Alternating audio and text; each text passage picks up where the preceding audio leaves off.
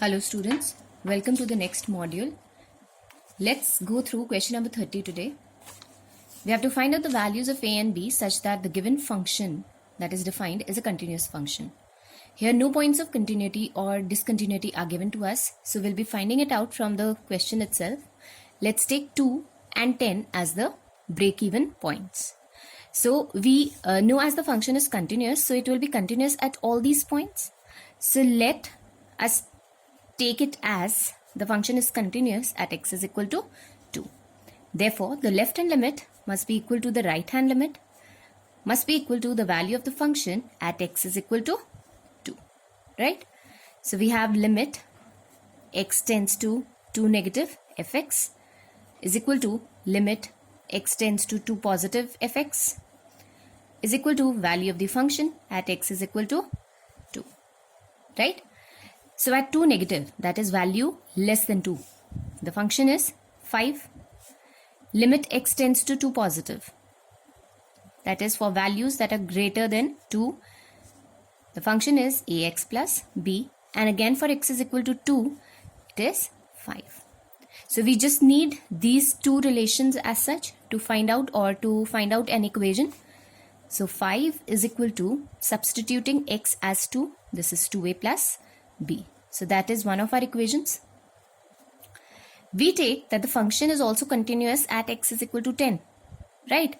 So here the left hand limit must be equal to the right hand limit, must be equal to the function at x is equal to 10. So we have limit x tends to 10 negative fx is equal to limit x tends to 10 positive fx is equal to value of the function at x is equal to 10. So at values less than 10, the function is ax plus b.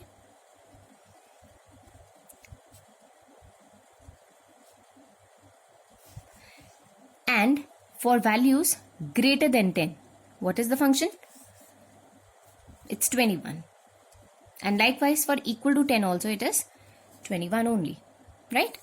So putting the value of x as 10, so we have 10a plus b is equal to 21, that is our second equation. Solving equation number 1 and 2 either simultaneously or by elimination or whatever method, we can find out the value of a and b. So this equation is 2a plus b is equal to 5. Right? We can apply the elimination over here. So this gets cancelled. This is 8a. 21 minus 5 is 16. So 8 is 2. Likewise, putting the value in the first equation, we can find out b. So that's 2a, that's 2 into 2, which is 4, plus b is equal to 5. So b is equal to 1. So we have thus calculated the value of the two constants, that is a is 2 and b is 1. Right? With this we move on to the next question, that is question number 31. Question number 31 to 34 are based upon composite functions. So what are composite functions? Composite functions can be defined as we can see in question number 21, cos of x square. We have to prove that it's a function, right? It's a continuous function. So cos of x square is made up of two functions. One is a trigonometric function and the other one is an algebraic function, right? Exponential algebraic function. So here composite functions can be represented as g of f, right? So one function is defined in terms of the other. So g of f stands for g of fx. Right? Or since we are already given fx as the function cos of x square, we can represent it as g of h. Right? So g of h is g of hx in whatsoever manner we want to. Right? So here, as we know, g of h is g of hx. So here x square is represented in terms of a cosine function, right? If I compare it with cos of x square, right? So my g function, that is my gx function, is equal to cos x, right? And my hx function here would be x square. So when one function is established or represented in form of another function, we call it a composite function, and it is represented by g of h, h of g, right? But you should be able to differentiate between the two types of function, the one that is being represented and the one in which form it is being represented. So cos of x square consists of two functions. One is a trigonometric function and the other one is an exponential function. So likewise we have gx and hx. So if I prove that cos x is continuous and hx is continuous, therefore g of hx will also be a continuous function, right? So let's prove that gx is continuous. We have already proved initially that a cos function is continuous, right? How did we prove that? So we'll be taking, let c be any real number, right? So if the function is continuous at c, it will be continuous at all at any real number, right? So we have gx is equal to cos of x. So our left hand limit is limit x tends to c negative gx, right? Since it's a trigonometric function which is involved here, so limit x tends to c negative, this is cos of x, right? So we'll be substituting x with c minus h. So as x tends towards c, h tends towards 0. So that is cos of c minus h. Putting h as 0, we get this value or as cos c. Likewise, for the right hand limit, our substitution would be c plus h. So this is limit x tends towards c positive gx. So that is limit x tends towards c positive cos of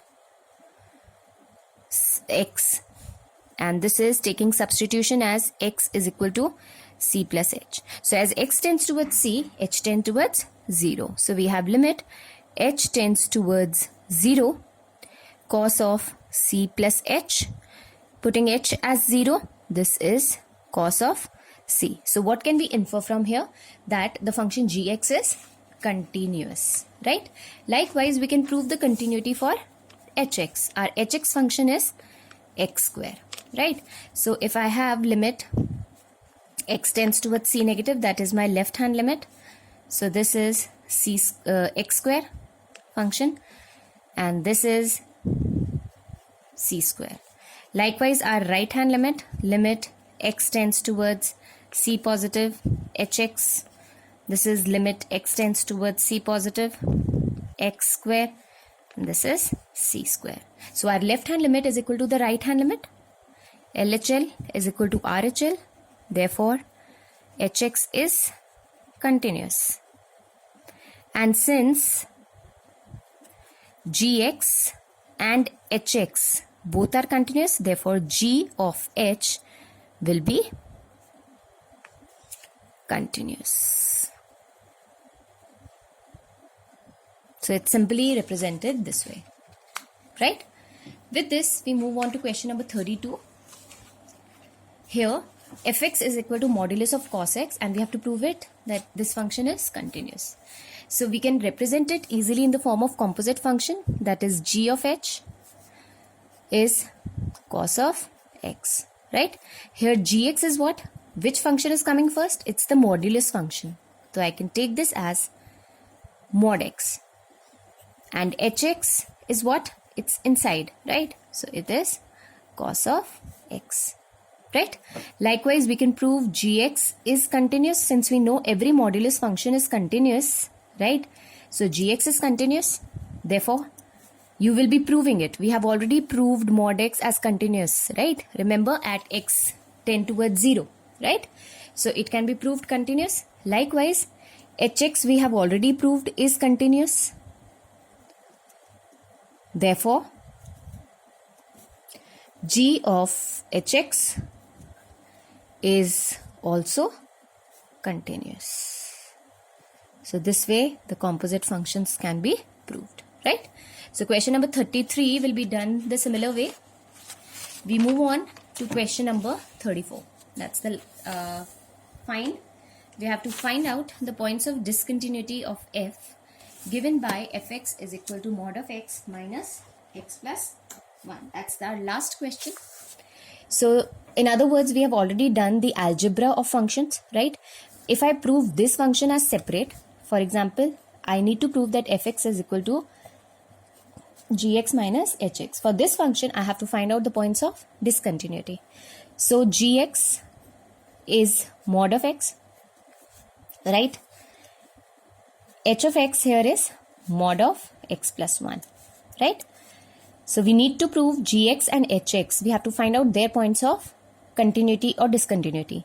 But since both are modulus functions and modulus functions are always continuous, so no point of discontinuity must exist here, right? So how we can prove this? Since I know gx is mod of x, it can be defined as minus x for x less than 0, plus x for x greater than 0, greater than equal to 0, right? Likewise, I can prove that the left hand limit,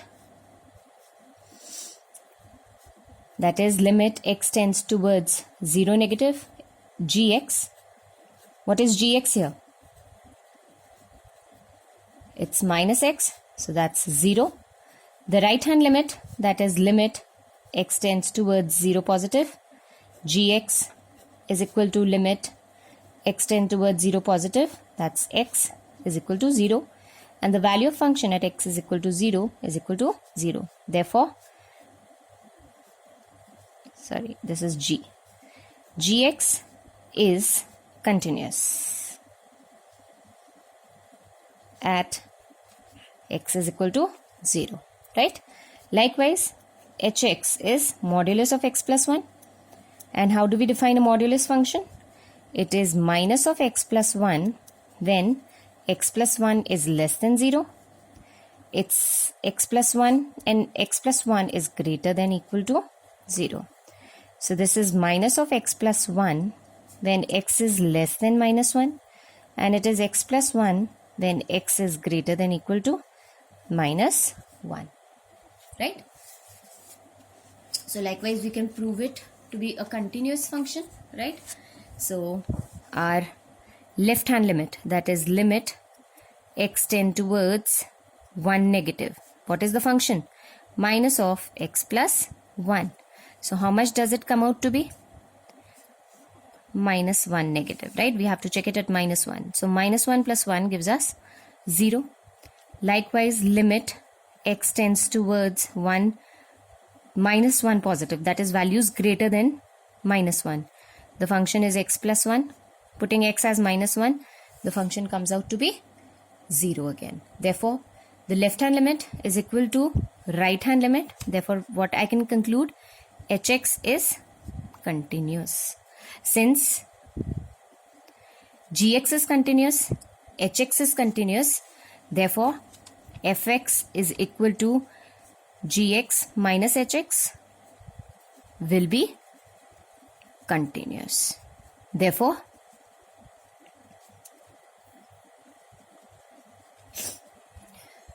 no point of discontinuity exists. This is how the question has to be done. I hope it's very much clear to you all, students. Please practice till question number 34. And one thing more, you need to do question number 28 as well by yourself, which is very easy, right? We had done question number 29 already, but question number 28 has to be done, right? So kindly finish all these questions and keep your notebooks updated till question number 5.1 until we meet in the next class. Thank you.